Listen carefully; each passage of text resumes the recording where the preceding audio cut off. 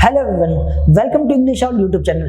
आज की इस वीडियो में हम एनसीईटी यानी नेशनल कॉमन एंट्रेंस टेस्ट के बारे में बात करने वाले हैं। अगर आप 2024 सेशन में 4 ईयर इंटीग्रेटेड बीएड करना चाहते हो यानी कि बीए बीएड, बीएससी बीएड या बीकॉम बीएड करना चाहते हो तो उसका जो तरीका है वो क्या है, एनसीईटी का आपको एग्जाम देना होता है, नेशनल कॉमन एंट्रेंस टेस्ट देना होता है, जो कि 2023 से शुरू हुआ था। फर्स्ट इसका एडिशन यानी फर्स्ट टाइम ये 2023 में हुआ था। अब इसका जो सेकंड एडिशन है 2024 में कंडक्ट कराया जाएगा।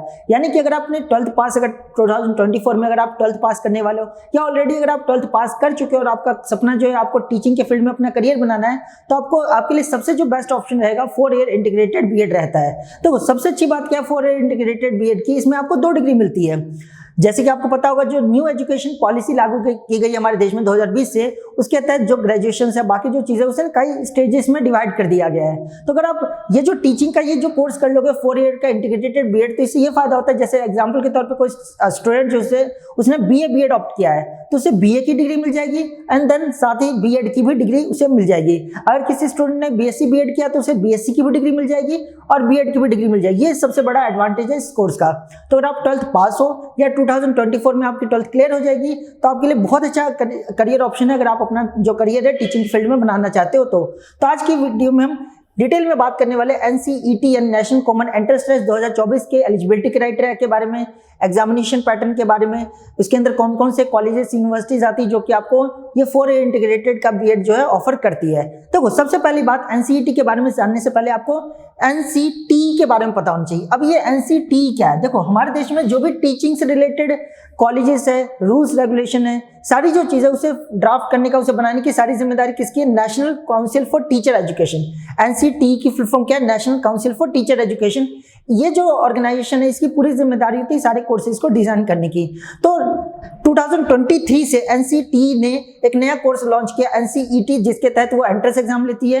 NTA basically national testing agency जो इसका एंट्रेंस एग्जाम लेती है, ताकि इस एंट्रेंस एग्जाम में आप प्रिपेयर होकर के इंडिया के अंदर जितने भी सेंट्रल कॉलेजेस है जो कि 4 ईयर इंटीग्रेटेड बीएड ऑफर करते हैं, जो भी स्टेट कॉलेजेस है जो 4 ईयर इंटीग्रेटेड बीएड ऑफर करते हैं, साथ ही साथ आरआई रीजनल इंस्टीट्यूट ऑफ जो एजुकेशन है वो भी इसके अंदर पार्टिसिपेट करते हैं। इवन जो आईआईटी है, इंडियन इंस्टीट्यूट फॉर टेक्नोलॉजी जो है, ये सभी इसके अंदर पार्टिसिपेट करते हैं। यानी कि आप आईआईटी से भी बीएड कर सकते हो, 4 ईयर इंटीग्रेटेड बीएड कर सकते हो। तो बहुत ही गोल्डन अपॉर्चुनिटी, अगर आप 12th पास हो या 12th आप पास करने वाले 2024 में, तो आपको इसका फॉर्म जरूर फिल करना चाहिए।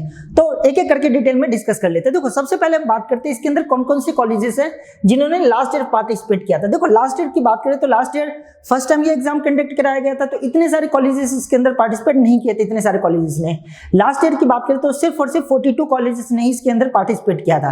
लेकिन इस साल ये जो नंबर ऑफ पार्टिसिपेटिंग कॉलेजेस है, इसका नंबर बढ़ने के चांसेस बहुत ज्यादा है। तो आप इस साल देखोगे ये नंबर और ज्यादा बढ़ चुके होंगे। लास्ट ईयर की बात करें तो आप देखोगे हरियाणा से जो चौधरी देवीलाल यूनिवर्सिटी जो उन्होंने पार्टिसिपेट किया था और उन्होंने बीए बीएड और बीएससी बीएड ऑफर कर रहे थे और इनके अंदर नंबर ऑफ सीट्स देख सकते हो। अब देखो स्टूडेंट यहाँ पे जो देख रहे हो सेकेंडरी लिखा हुआ है, कहीं पे मिडिल लिखा है, कहीं पे प्रिपरेटरी लिखा हुआ है और भी कई टाइप के होता है। इसका मतलब क्या होता है वो मैं आगे वीडियो में बताऊंगा और ये बहुत जरूरी है। इसका मतलब समझना बहुत ज्यादा जरूरी है। अगर इसका मतलब आप नहीं समझोगे और गलत फॉर्म फिल कर दोगे तो आपका पूरा करियर खराब हो सकता है। तो बहुत ध्यान से इनका मीनिंग समझना जो हम आगे वीडियो में डिस्कस करेंगे। तो आप यहाँ देख सकते हो जैसे पंजाब के अंदर गुरु नानक देव यूनिवर्सिटी ने इसके अंदर पार्टिसिपेट किया था, जो कि बीए बीएड और बीएससी बीएड और बीकॉम बीएड आपको ऑफर कर रहे थे। उत्तराखंड के अंदर डिपार्टमेंट ऑफ एजुकेशन बिरला जो उन्होंने पार्टिसिपेट किया था, वो भी आपको बीए बीएड, बीएससी बीएड और बीकॉम बीएड आपको ऑफर कर रहे थे। ऐसे आप देख सकते हो उत्तर प्रदेश की कुछ कॉलेजेस है उन्होंने पार्टिसिपेशन किया था। अब दिल्ली की बात करते हैं। देखो दिल्ली की अगर बात करें तो दिल्ली में तीन जो यूनिवर्सिटीज है उन्होंने पार्टिसिपेट किया। एक दिल्ली यूनिवर्सिटी ने पार्टिसिपेट किया था, इग्नू ने पार्टिसिपेट किया था और डॉक्टर बीआर अंबेडकर यूनिवर्सिटी ने पार्टिसिपेट किया था। अगर बात करें दिल्ली के अंदर तो देख सकते हो Indira Gandhi national open university ने पार्टिसिपेट किया था, जो कि आपको बीए बीएड भी ऑफर कर रहे हैं, बीएससी बीएड भी और बीकॉम बीएड भी। अब यहाँ पे एक चीज आपको समझनी बहुत ज्यादा जरूरी है, इग्नू जो है एक ओपन यूनिवर्सिटी है, लेकिन जो ये कोर्स है ये रेगुलर है। तो भले ही आप इग्नू में क्यों ना एडमिशन हो, फिर भी आपको क्लासेस के लिए रेगुलर बेसिस पे जाना ही पड़ेगा। ऐसा नहीं कि आपने इग्नू से एडमिशन ले लिया तो आपको घर बैठे आपकी डिग्री कंप्लीट हो जाएगी, ऐसा बिल्कुल भी नहीं। आपको जो भी आपको सेंटर अलॉट होगा वहां पे आपको जाना पड़ेगा रेगुलर बेसिस पर। तो दिल्ली के अंदर इग्नू ने पार्टिसिपेट किया था। इसके अलावा जो स्कूल ऑफ एजुकेशन जो है, जो कि बी आर अम्बेडकर यूनिवर्सिटी के अंदर आता है, उन्होंने पार्टिसिपेट किया था। बी आर अम्बेडकर यूनिवर्सिटी ने BA BEd ही ऑफर किया था, प्रिपरेटरी लेवल और सेकेंडरी लेवल का। इसके अलावा हरियाणा के कुछ कॉलेजेस हैं, उत्तर प्रदेश के, उसके अलावा और हरियाणा के देख सकते हो, पंजाब के, ठीक है, जम्मू कश्मीर के भी, और दिल्ली यूनिवर्सिटी की बात करें तो दिल्ली यूनिवर्सिटी में ना टोटल 2 कॉलेज थे जिन्होंने पार्टिसिपेट किया था, एक माता सुंदरी कॉलेज और एक श्यामा प्रसाद मुखर्जी कॉलेज। आप यहाँ पे 15th और 16th नंबर पे देख सकते हो, Mata Sundari college for women's, इन्होंने पार्टिसिपेट किया था। ये भी आपको BA BEd ऑफर करे, एक मिडिल लेवल का और एक सेकेंडरी लेवल का। और जो दूसरा दिल्ली यूनिवर्सिटी का जो कॉलेज था वो है Shyama Prasad Mukherjee college for women, इन्होंने सिर्फ BA BEd ऑफर किया था सेकेंडरी लेवल का। यानी कि अगर आप दिल्ली यूनिवर्सिटी से अगर आप 4 ईयर इंटीग्रेटेड BEd करना चाहते हो तो यहाँ पे सिर्फ और सिर्फ गर्ल्स को ही अपॉर्चुनिटी दी गई थी, क्योंकि यहाँ पे देख सकते हो दोनों ही कॉलेज सिर्फ और सिर्फ वुमेन्स के लिए, गर्ल्स के लिए। बाकी हो सकता है इस साल कुछ और भी कॉलेज के अंदर पार्टिसिपेट करो और हो सकता है शायद बॉयज को भी ये मौका मिले। ये अभी जब इसका नया प्रोस्पेक्टस निकलेगा 2024 में तो उस टाइम में सब कुछ क्लियर कर दूंगा। तो यहाँ पे देख सकते हैं अलग अलग स्टेट्स के अलग अलग, यहाँ पे देख सकते हो कौन कौन से जो कॉलेजेस हैं उन्होंने पार्टिसिपेट किया था। यहाँ पे 19th नंबर पे देखो, 19th नंबर पे आपको राजस्थान के अंदर रीजनल इंस्टीट्यूट ऑफ एजुकेशन जो अजमेर का है वो आपको दिख रहा होगा, RI।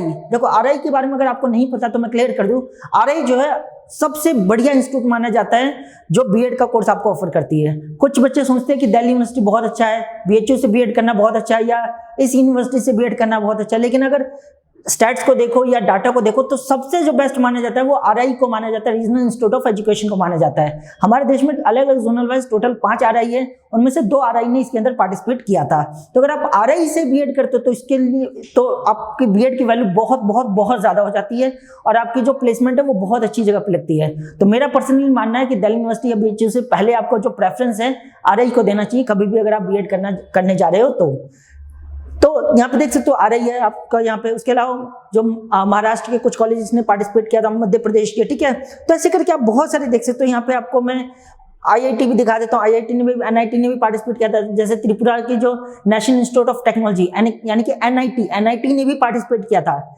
इसके अलावा इसके अंदर IIT जो है उन्होंने भी पार्टिसिपेट किया था। बहुत सारी आपको IIT भी मिल जाएगी, मैं 1-2 आपको ढूंढ के बता देता हूँ, ठीक है। IIT ने भी इसके अंदर पार्टिसिपेट किया था, यानी कि आपको IIT से यहाँ से BEd करने का भी मौका मिलता है। तो एक गोल्डन अपॉर्चुनिटी, अगर आप BEd करना चाहते हो 4 ईयर इंटीग्रेटेड BEd, तो आप NC जो नेशनल कॉमन एंट्रेंस टेस्ट 2024 में अपियर होकर के आप IIT, NIT, RI या जो सेंट्रल या स्टेट यूनिवर्सिटीज है उसमें एडमिशन ले सकते हो। आप यहाँ पे देख सकते हो उड़ीसा की जो national institute of technology Bhubaneswar जो उन्होंने पार्टिसिपेट किया था और उन्होंने BSc BEd ऑफर करे थे सेकेंडरी लेवल का। तो आप देख सकते हो बहुत सारी जो अलग अलग यूनिवर्सिटीज है, अलग अलग इंस्टीट्यूशन है जो पार्टिसिपेट करिए और यहाँ से अगर आप BEd करते हो तो आपका करियर बहुत अच्छा बन सकता है। तो आई होप पहले आपको ये समझ आ गया होगा कि इसके अंदर पार्टिसिपेटिंग कौन कौन सी लास्ट ईयर इंस्टीट्यूट कॉलेजेस अलग अलग NIT RI कौन कौन सी थी। अब हम बात करते हैं एलिजिबिलिटी क्राइटेरिया की। जैसे कि मैंने आपको वीडियो के स्टार्टिंग में बताया, अगर आपको 4 ईयर इंटीग्रेटेड BEd करना चाहे, BA BEd करना हो या BSc BEd करना हो या BCom BEd करना हो तो ये आफ्टर 12th आप कर सकते हो। यानी कि अगर आप 12th पास हो और 12th में अगर आपके मिनिमम 50% मार्क्स या उससे ज्यादा आए हुए हैं तो आप इसके लिए अप्लाई कर सकते हो। और अप्लाई करने के बाद क्या होता है, इसका एंट्रेंस एग्जाम देना होता है। एंट्रेंस एग्जाम में जो भी आपके मार्क्स आते हैं उसके हिसाब से आपकी मेरिट लिस्ट तैयार की जाती है। मेरिट लिस्ट बनने के बाद आपको अलग अलग जो कॉलेजेस है उसके फॉर्म को अप्लाई करना होता है अपने मार्क्स के बेसिस पे। और जो अलग अलग कॉलेजेस है वो अपने हिसाब से मेरिट लिस्ट तैयार करती है, एडमिशन लिस्ट तैयार करती है। अगर उसमें आपका नंबर आ जाता है तो आपको उस पर्टिकुलर कॉलेज या इंस्टीट्यूट में या यूनिवर्सिटी में जाकर के फीस सबमिट करनी होती है और आपका एडमिशन हो जाता है। यानी कि मेन यहाँ पे एलिजिबिलिटी क्राइटेरिया बात करें तो आपका क्या है, आप 12th पास होने चाहिए। अब यहाँ पे एंट्रेंस एग्जाम की बात कर लेते हैं जो कि बहुत ज्यादा इंपॉर्टेंट है। इसका एंट्रेंस एग्जाम का जो सिलेबस है काफी ज्यादा इजी था। अगर आपने अभी 12th पास किया तो आपके लिए इसको क्लियर करना काफी ज्यादा आसान हो जाएगा। तो इसका जो सिलेबस है उसे एक बार देख लेते हैं ताकि हमें सारी चीजें क्लियर हो जाए। तो अच्छा, सिलेबस देखने से पहले जैसे कि मैं आपको अभी स्टार्टिंग में बता रहा था कि ये फाउंडेशन स्टेज क्या होता है, प्रिपरेटरी स्टेज क्या होता है, मिडिल स्टेज क्या होता है, सेकेंडरी स्टेज क्या होता है, इसके बारे में बात कर लेते हैं क्योंकि इसके बारे में जानना बहुत ज्यादा जरूरी है।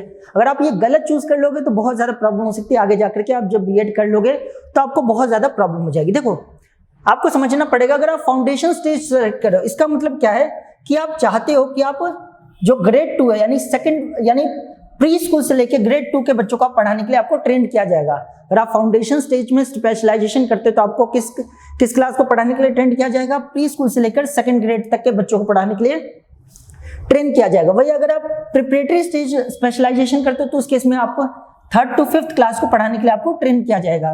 अगर आप मिडिल स्टेज सेलेक्ट करते हो तो उस केस में आपको 6th to 8th क्लास को पढ़ाने के लिए ट्रेन किया जाएगा। और सेकेंडरी स्टेज अगर सिलेक्ट करते हो तो उस केस में आपको 9 to 12 क्लास को पढ़ाने के लिए ट्रेन किया जाएगा। तो आपको अपने इंटरेस्ट के अकॉर्डिंग सिलेक्ट करना है। अगर आप छोटे बच्चों को पढ़ाने के लिए इंटरेस्टेड हो तो आपको फाउंडेशन और प्रिपरेटरी स्टेज को सिलेक्ट करना चाहिए। वही अगर आपको बड़े बच्चों को पढ़ाना है तो आप मिडिल स्टेज या सेकेंडरी स्टेज को सिलेक्ट कर सकते हो। तो आपको अपने इंटरेस्ट के अकॉर्डिंग सिलेक्ट करना है कि आपको किस ग्रेड के बच्चों को पढ़ाना है, तो उसके हिसाब से आपको सिलेक्ट करना पड़ेगा कि आपको फाउंडेशन स्टेज को पढ़ाना है, प्रिपरेटरी या मिडिल या सेकेंडरी स्टेज को। तो ये तो बात हो गई इन सभी लेवल के बारे में कि किस स्टेज को पढ़ाने के लिए आपको क्या ऑप्ट करना पड़ता है। अब हम इसके एंट्रेंस एग्जाम के सिलेबस को डिटेल में समझ लेते हैं। देखो, इसका अगर एंट्रेंस एग्जाम के सिलेबस में देखें तो कुल मिला के यहाँ पे अगर सेक्शन वाइज देखोगे तो टोटल 4 सेक्शन में इसका पूरा पैटर्न जो है वो डिवाइडेड है। जिसमें देखो सबसे पहले अगर बात करें तो यहाँ पे ध्यान समझना, टोटल मिला के 160 क्वेश्चन पूछे जाते हैं। देखो सबसे पहले आपको क्या करना होता है, इसमें टोटल 160 क्वेश्चन पूछे जाते हैं। जैसे कि आप यहाँ देख सकते हो, सही करने पे आपको 4 नंबर अवॉर्ड किए जाएंगे और गलत करने पे -1 की नेगेटिव मार्किंग होती है। अब यहाँ पे देखो, आपको जब आप पेपर दे रहोगे तो फॉर्म फिल करते टाइम आपको 2 लैंग्वेज सेलेक्ट करने होते हैं। 2 आपको लैंग्वेज सेलेक्ट करने होते हैं, ठीक है, लैंग्वेज 1 और लैंग्वेज 2। कौन से लैंग्वेज सेलेक्ट करने वो पूरी तरह से आपका ऑप्शन होता है। नीचे मैं लिस्ट दिखा दूंगा, उस लिस्ट में से आपको कोई भी 2 लैंग्वेज को सेलेक्ट करना होता है। जो भी आप लैंग्वेज सेलेक्ट कर लेते हैं, लैंग्वेज 1 से 20 क्वेश्चन होते हैं और लैंग्वेज 2 के भी 20 क्वेश्चन होते हैं। हर क्वेश्चन 4 नंबर का होता है। सही करने पे आपको 4 नंबर दिया जाएगा और गलत करने पे -1 की नेगेटिव मार्किंग होती है। तो आपको 2 लैंग्वेज सेलेक्ट करनी होती है। उसके अलावा आपको 3 डोमेन सब्जेक्ट चूज करने होते हैं, यानी कोई भी आपको 3 सब्जेक्ट चूज करने होते हैं। और ध्यान रखना, आपको वही सब्जेक्ट चूज करने हैं जो आपने 12th में पढ़े हो। अगर आपने अपनी जो 12th है वो साइंस बैकग्राउंड से कंप्लीट किया, साइंस स्ट्रीम से कंप्लीट किया, तो आप फिजिक्स, केमिस्ट्री या जो भी आपने पढ़ा उसे आप सेलेक्ट करोगे। यानी 3 आपको डोमेन सेलेक्ट करने होते हैं। मान लो किसी ने कॉमर्स से अगर आपने अपनी 12th पास की है तो हो सकता है वो बच्चा जो अकाउंटेंसी एक सेलेक्ट कर ले, एक बिजनेस स्टडी सेलेक्ट कर ले और इकोनॉमिक्स सेलेक्ट कर ले। मान लो कोई स्टूडेंट है, उसने जो 12th है वो अपनी आर्ट्स स्ट्रीम से कंप्लीट करके, तो उस केस में वो अपने सब्जेक्ट चूज कर सकता है। फॉर एग्जांपल हिस्ट्री चूज कर सकता है, ज्योग्राफी, पॉलिटिक्स, अलग अलग जो सब्जेक्ट उन्हें आप चूज कर सकते हो अपने अपने जो भी 12th में आपने पढ़ा उसके बेसिस पे। तो जो भी आप डोमेन सेलेक्ट करोगे, डोमेन 1 जो आप सेलेक्ट करोगे उससे 25 क्वेश्चन पूछे जाएंगे। डोमेन जो सेकंड सेलेक्ट करोगे उससे भी 25 क्वेश्चन पूछे जाएंगे और डोमेन 3 जो सेलेक्ट करोगे उससे भी 25 क्वेश्चन पूछे जाएंगे। यानी डोमेन से आप देख सकते हो 75 क्वेश्चन पूछे जाएंगे और लैंग्वेज से आपका कुल मिला के 40 क्वेश्चन पूछे जाएंगे, क्योंकि 2 लैंग्वेज आपको सेलेक्ट करना है और 2 डोमेन को आपको सेलेक्ट करना है। इसके अलावा आपका टीचिंग एप्टीट्यूड का एक सेक्शन होगा। टीचिंग एप्टीट्यूड के 20 क्वेश्चन पूछे जाएंगे और जनरल टेस्ट के 25 क्वेश्चन पूछे जाएंगे। अब ये जनरल टेस्ट क्या होता है आप सबको पता ही होगा। जनरल टेस्ट में basically reasoning, current affair, quants, ठीक है, जीके, ये सारी चीजें पूछी जाती है। बाकी मैं नीचे एक बार जनरल टेस्ट का भी सिलेबस दिखा देता हूं। देखो यहाँ पे पहली बात आपको क्लियर होना चाहिए, ये जो लैंग्वेज है ये हर बच्चा अपने हिसाब से सिलेक्ट करेगा। डोमेन जो है हर बच्चा अपने हिसाब से सिलेक्ट करेगा, लेकिन ये टीचिंग एप्टीट्यूड और जनरल टेस्ट कंपलसरी, यानी कि हर बच्चे को ये एग्जाम देना ही पड़ेगा। यानी कुल मिला के ये सारे आपका पैटर्न बनता है। ये टोटल मिलाकर के आपके 160 क्वेश्चन होंगे। एक क्वेश्चन की जो वेटेज है 4 नंबर होगी और गलत करने पे -1 की नेगेटिव मार्किंग होगी। आई होप आपको एग्जामिनेशन पैटर्न समझ आ गया होगा।